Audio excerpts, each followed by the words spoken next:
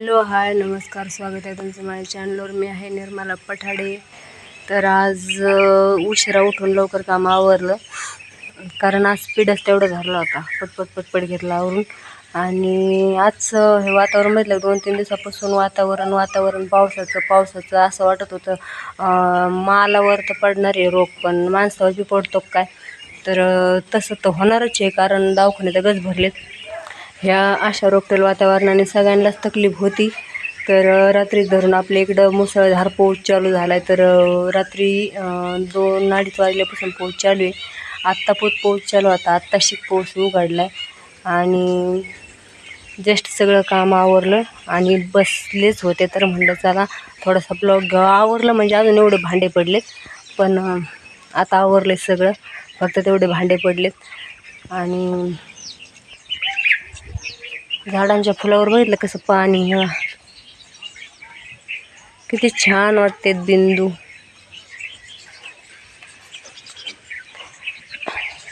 तर मालक इतके वेळ पाऊस होता, तर घरात बसून राहिले। म्हणले पाऊस येतोय, आत्ताच आणणार नाही मी।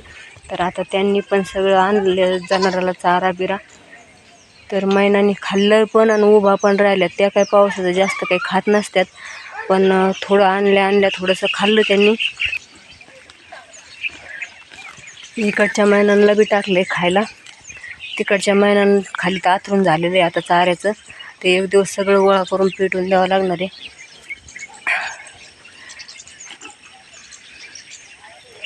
अजून पण असं वाटते का पाऊस येणार आहे। तर पाऊस तर येणारच आहे अजून, कारण वातावरण आहे अजून तसं। आणि मी उशिरा उठून पटकन का आवरलं, तर मला जायचं होतं आधार कार्ड आणायला। माझं आधार कार्ड राहिलं माझ्या माहेरी। तर मला तिकडंच आधार कार्ड वाचून तर तुम्हाला सगळ्यांनाच माहिती, सगळंच काम घोटाळं होतं। मला ते आणायला जायचं होतं, पण मी सकाळी फोन केला की मी आज येऊ राहिले आधार कार्ड न्यायला, घरी आहेत का। तर त्यांनी तिकडून उत्तर दिलं की आधार कार्ड तुझं दुसऱ्याकडे दिलेलं आहे। म्हणजे इथं त्या मुलाची सासरवाडी आहे आपल्या गावात। ते वळीला यायचं होतं त्या टायमाला। त्या माणसाने मला सांगितलं होतं की मी त्याच्याजवळ देतो आणि तो तुला तिथं देईन। मग तिथं त्याचा नंबर देतो म्हणे, त्याला फोन कर विचार, तो देईन। तर तो दिवस टायमाला आला, पण गेला, पण आधार कार्ड त्याच्याकडेच राहिलं। त्याने काही दिलं नाही, कारण तो आणला। मी इथं आलो, पण मी घाईत आलो होतो आणि संध्याकाळच्या टायमाला मंडईला घेऊन गेला। तर ते म्हणला नाही झालं। तर मग आज त्याचेच पप्पा पुण्याला चालले, तर ते म्हणला अण्णापाशी देतो, तू कारखानेरी घ्यायला। तर म्हणलं चालन, हातगावला जायचं ताण वाजतोय म्हणलं, इथं होतं आहे आपलं काम। तर ते म्हणला अण्णापाशी पाठवतो, अण्णा आणि मम्मी ते सगळे पुण्याला चालले तर तू रस्त्यालाही कारखानेरी। तर म्हणलं चालन। तर मग मला तिकडं जायचं होतं, म्हणून मी पटपट आवरलं। पण आवरलं आणि त्यांना फोन केला, म्हणलं कुठं शिका आले। तर ते म्हणले आम्ही अजून भरपूर लांब आहे, तुला जवळ आल्यावर फोन करू, मग तू कारखानेरी। तर मग आता आवरून बसले त्यांची वाट बघत, कारण जायचं होतं वावरात, पण नाही गेले मग, कारण मी तिकडं जाईन आणि त्यांचा फोन येईन, तर त्याच्यामुळे गेलेच नाही। म्हणलं इथंच थांबू आता 5-10 मिनटं अजून, त्यांना जवळपास अर्धा-पाऊण तास लागेल कारखान्यात यायला। तर ते म्हणले थोडं आसपास आलो का, कुठं चितळी पाडळी कुठंतरी आलो का तुला फोन करू, मग तोपर्यंत कारखान्यात येतं। म्हणलं चालेल। तर मग आता कारखान्यात जायचं आहे, तर तोपर्यंत आपलं घरातलं आवरून घ्यायचं। तर आरडा कशाचा चालला आहे तुम्हाला दिसतंय का, ऐकायला येतं आहे का। तर बैलगाड्या इथून चढायला खूप ताण होतो आहे, आणि त्या बैलगाड्यावर ते बैल पहा त्यांचा जीव कसं काय म्हणत असेल।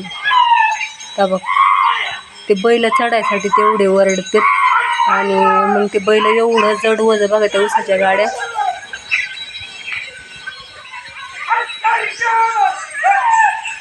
तर ते घेऊन चाललेत आता ऊस कारखान्याला। मग त्याच्यासाठी तिथून ते असं थोडं असं खालवर आहे ना नदीपाशी, तर ते वर गाड चढत नाही, बैल चढत नाहीत सहज, म्हणून वरडले, त्यांना आरडले का मग ते बैल पळतात, म्हणून ते तसे वरडतात। तर नेमका आपला ब्लॉग चालू आणि त्यांचा आरडावारडा, तर म्हणलं चला सांगायचं तुम्हाला। तर याच्याचमुळं मी पटकन आवरले माझं, आणि आज घरी असल्यामुळं म्हणलं चला आता दिवाळीच्या टायमाला घाई काही निम्मा स्वयंपाक केला होता, निम्मा नव्हता केला. तर निम्मा केला होता, निम्मा नव्हता म्हणजे थोडा थोडा केला होता आणि थोडं थोडं सामान ठेवलं होतं. फोन आलाय मध्येच, त्यांचा फोन आला तर आले ते जाते आणायला. मला वाटलं टाईम लागेल, मी बरेच वेळ झाला त्यांना फोन करून. तर जाते मी त्यांना ते आधार कार्ड आणायला. छोट्या छोट्या गोष्टीवरून किती काम घोटाळतं. एवढ्या आधार कार्डासाठी किती दिवसाचं चाललं होतं माझं, मला आधार कार्ड आणायला जायचं आहे, मला आधार कार्ड आणायला जायचं आहे. पण ते बरं झालं, आज पावसाचं मला जायचं होतं, माझा ताण वाचला, घरपोच माझं आधार कार्ड मला भेटलं. तर चला मग आले कारखान्यावर जाऊन. इतका बेकार रस्ता, कसं ब्लॉक तिथं घेऊ शकत नव्हते, कारण बळच गाडी जीव मोठी धरून गाडी नेली आणि घेऊन आले. पण पै जायला लय लांब होतं, त्याच्यामुळे नाही गेले पै. म्हणलं गाडीवर जावं, म्हणलं जाईन टपकन येईन. पण इतका बेकार रस्ता ना, लयच बेकार रस्ता झाला होता. या पावसाने ही चिडचिड मूर पाऊस झाला आणि गाडी जाय त्याने आणखीन चिखल असा चिकचिक झाला आणि मग स्लिप व्हायची भीती वाटत होती. पण आले कशी तरी घरी. चला आता घरचं काम म्हणजे आवरलं तर मग सगळं, पण तेवढे भांडे पडलेले भांडे घासते आता. आणि पुढं ब्लॉगला कंटिन्यू राहा. लाईक करा, शेअर करा, कमेंट करा. चॅनलला सबस्क्राईब नसलं केलं तर करा आणि ब्लॉग नक्की पुढं बघा, पुढं ब्लॉग छान होणार आहे.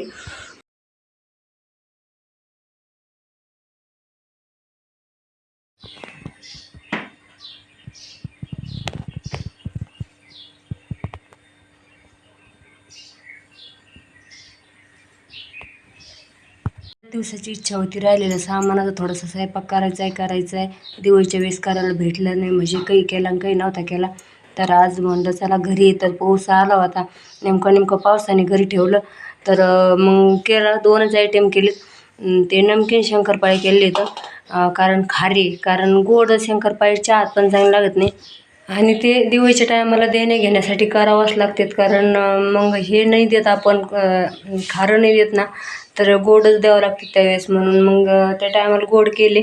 पण आज म्हटलं नको, आज वेगळे काहीतरी. आणि घरी आता काही कुठं थोडंच द्यायचं कोणाला, आपल्याला घरीच खायचे, त्याच्यामुळे म्हणलं खारेच बरे येतं, कारण चहात खातीन. तर त्याची रेसिपीच मी तुमच्याशी शेअर करणार होते, पण नाही केली, कारण मोबाईल धरायलाच कुणी नव्हतं.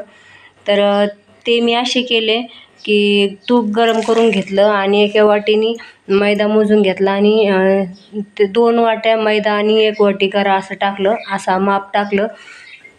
कोणतंही माप घ्या तुम्ही, पण ते मैद्याचे टाकले की 1 गऱ्याचं टाकायचं आणि त्याच्यात कलंची, ओवा, बेकिंग पावडर टाकली ना, असं एकदम मोहन गरम तूप करून मोहन दिलं त्याला. पूर्ण त्याच्या कणाला तूप लागलं पाहिजे, असं तूप चोळलं दोन्ही हाताने आणि मग ते मळून थोड्या वेळ भिजून दिलं आणि थोड्या वेळाने लाटले. तर ते खायला इतके टेस्टी झालेत ना, बारीक छोटे मुलं तर इतके आवडीने खातात. ते बाजारात खारी बिस्किट भेटतात, ते मुलांना किती आवडते, सेम तसेच होते ते. तर ज्यांना करायचे असते त्यांनी करून बघा, खूप छान आहेत, खायला पण टेस्ट येतं. केलं आज घरी असल्यामुळं काहीतरी, म्हणलं चला आता. तसं तर माणसाला आराम करूचीच वाटत नाही ना, निवांत काहीच काम नाही आणि घरी झोपून, तर असं कधी माणूस राहणारच नाही. काहीतरी घरी जरी असलं तर बाया माणसाची खुटफुट चालूच असते. तर तशीच मी आज काहीतरी खुटफुट केली. आणि चला मग ब्लॉगला कंटिन्यू राहा.